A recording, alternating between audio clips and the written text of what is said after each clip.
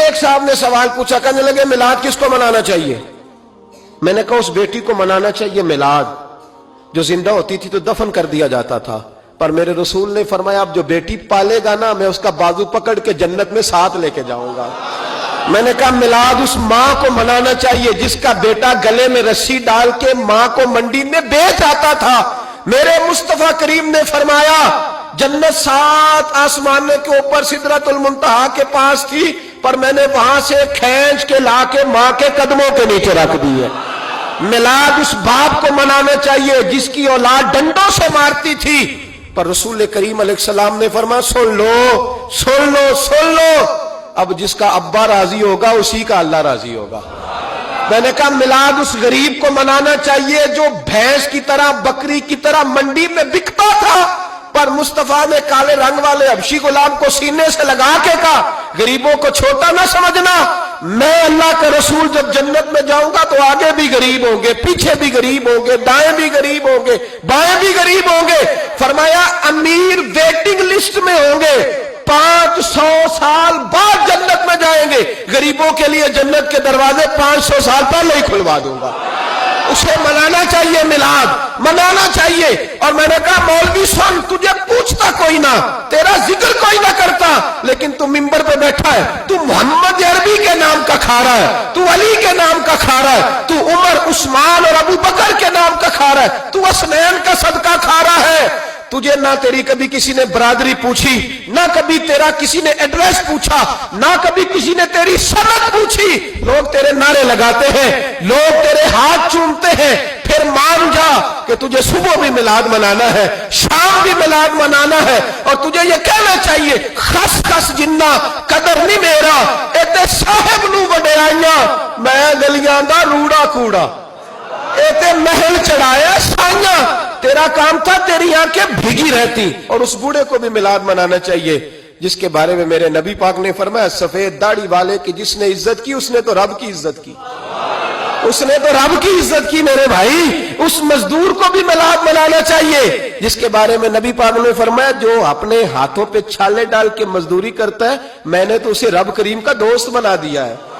ہر اس طبقے کو میلاد منانا چاہیے جسے میرے رسول نے عزت عطا فرمائی۔ اس بہن کو بھی میلاد منانا چاہیے جس کے بارے میں نبی پاک نے فرمایا اگر کسی کا باپ چلا جائے اور اس کے حصے میں بہنیں آ جائیں، 4 بہن 3 بہنیں یا 2 بہنیں بیاہ کے جو آیا تم پہ سے، میرے محبوب نے فرمایا میری انگلیاں جڑی ہوئی ہیں نا، اس طرح میں اسے اپنے ساتھ جوڑ کے جنت میں لے کے جاؤں گا۔ اس بہن کو میلاد نہیں منانا چاہیے۔ میرے رسول پاک نے فرمایا جس کی بیٹی واپس آ جائے، طلاق ہو گئی یا بیوہ ہو گئی، واپس آ گئی، نہ بچ سکی واپس آ گئی، فرمایا واپس آنے والی بیٹی کی جو باپ خدمت کرے گا میرے رسول پاک فرماتے ہیں میں قیامت میں اس کا سفارشی بنوں گا۔ تو اس بیوہ کو اور طلاق یافتہ کو میلاد نہیں منانا چاہیے؟ وہ اس رسول کا ذکر نہیں کرے گی جس نے اتنا درجہ دے دیا، اتنا نواز دیا؟ اور تجھے تو صبح و شام میلاد کرنا چاہیے تھا، تجھے تو صبح و شام درود کرنا چاہیے تھا، سلام کے گجرے بھیجنے چاہیے، یا رسول اللہ کہتے تیری زبان جو ہے وہ ہر وقت تر رہنی چاہیے تھی، تو بحث کر رہا ہے، تو اس پہ دلیلیں دے رہا ہے، تو اس پر باتیں کر رہا ہے۔ حضرت عمر سے پوچھنا، حضرت عمر سے جناب اسامہ بن زید رضی اللہ تعالیٰ عنہ حضور کے غلام تھے، نبی پاک ان سے بڑا پیار کرتے تھے۔ ایک جنگ میں پیسے آئے تو حضرت عمر فاروق رضی اللہ تعالیٰ عنہ نے 25,000 دیا اپنے بیٹے کو، اور اسامہ بن زید کو 50,000 دینار دیے۔ بیٹا کہنے لگا ابا جی وہ تو چھوٹے ہیں میں بڑا ہوں، وہ حضور کے زمانے میں بچے تھے میں جہاد کرتا تھا، یہ آپ نے کیا کیا؟ تو حضرت عمر رو پڑے، کہنے لگے بیٹا یہ تیرے باپ کے سر پر جو عزت کے بال ہے یہ مصطفیٰ کے اگائے ہوئے ہیں۔ یہ نبی پاک، اسامہ سے نبی پاک کا پیار بڑا تھا، حضور کی محبت بڑی تھی۔ بیٹا اس کے ناک سے رینٹ نکلتی تھی تو رسول پاک اپنے ہاتھوں سے صاف کر دیتے تھے، حضور اس کو گود میں بٹھاتے تھے۔ میں کیسے بھول جاؤں رسول پاک کے احسانات کیسے۔ حضرت عمر جا رہے تھے تو مکے کے رستے میں ایک تنا آیا، کھجور کا خشک تنا، حضرت عمر نے اس کو بازوؤں میں لے کے رونا شروع کر دیا۔ عمر کیا ہوا؟ کہنے لگے یہاں تو میں اونٹ چرایا کرتا تھا، یہاں اور میرا باپ مجھے مارا کرتا تھا، دیکھو آج عمر نعرہ لگاتا ہے تو کیسر و کسرا کہاں، او بھائی اصلہ نال جے نیکی کریے، ہاں اصلہ نال جے اصلہ نال جے نیکی کریے تے وہ نسلاں تاک نہیں بھول دے ہاں بے اسلام نال نیکی کریے تے پھل کنڈیاں نال تول دے. اور سن تیری دنیا بھی حضور کے صدقے بنی اور تیری قبر میں بھی کوئی ساتھ نہیں جائے گا, کوئی ساتھ نہیں جائے گا. قبر میں بھی مصطفیٰ کریم صلی اللہ ہو. اور دیکھنا قبر کے اندر بھی کبھی کوئی گیا ہے؟ قبر میں بھی رسول پاک, قبر میں بھی رسول پاک, قبر میں بھی رسول پاک. میرے استاد فرمایا کرتے تھے بتاؤ جس قبر میں نبی پاک آئیں گے وہاں عذاب کیا ہونا ہے؟